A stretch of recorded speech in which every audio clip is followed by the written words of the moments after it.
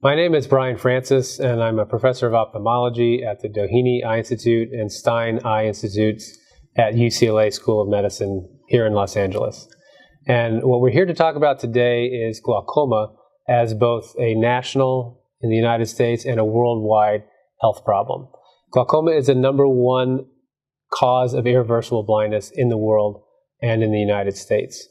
And as such, it affects approximately 4% of the population in the United States.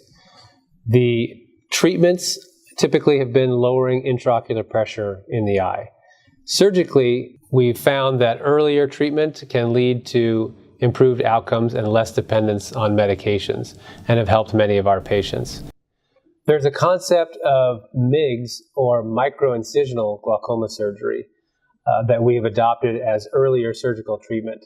What it does is it takes some of the burden of taking medications for the patient, and it also takes away some of the risks that are associated with more invasive filtration surgeries such as trabeculectomy and tube shunt. So to that end, we've developed a new device called the Goniotome. What this device does is it removes the trabecular meshwork and interwall of Schlemm's canal.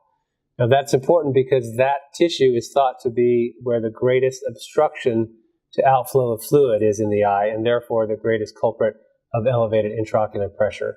And so by removing that tissue in a safe and efficacious manner, we feel that we can lower intraocular pressure and lower dependence on glaucoma medications. So what this device does, it has a tip that has a dual blade. The tip is designed to be inserted into the anterior chamber. It is hooked up to irrigation and aspiration. The irrigation and aspiration can be hooked up to existing trabectome platforms. It can also be hooked up to phaco emulsification machines, and even to manual irrigation aspiration through a Simcoe manual approach. So it is very applicable to anywhere in the developed country as well as in developing countries.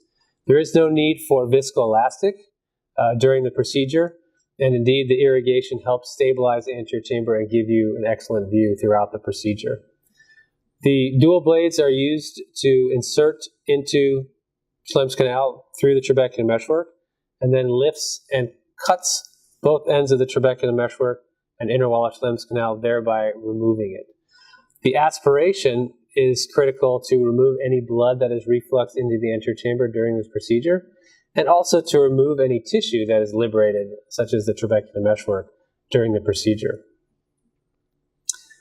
What we found is that using this microincisional and very safe and efficacious approach, that we may be able to impact the lives of many of our glaucoma patients, both in the United States and around the world.